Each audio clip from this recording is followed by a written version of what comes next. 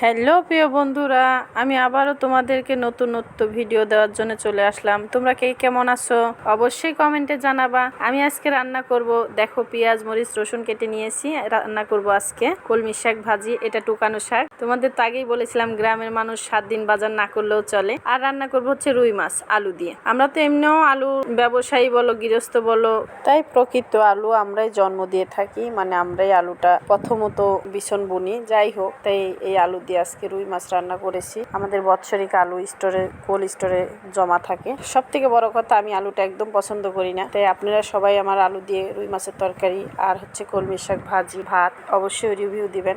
Review তো দিবেনই, comment করবেন, like করবেন, শেয়ার করবেন। আপনাদের লাইক কমেন্ট শেয়ার পেয়ে আমি খুবই আনন্দিত এবং গর্বিত যে আপনারা আমার ছোট একটা পেজ লাইক কমেন্ট শেয়ার করে আপনাদের পাশে রেখেছেন। এর জন্য অসংখ্য অসংখ্য ধন্যবাদ আপনাদেরকে। ভিডিওর শেষে আপনাদেরকে আমি একটা গাছ দেখালাম।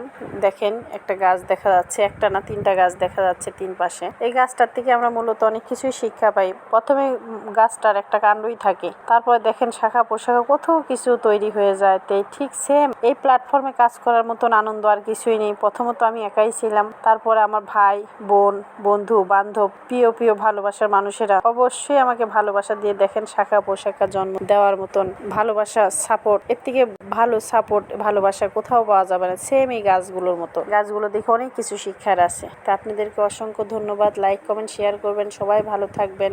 আল্লাহ হাফেজ।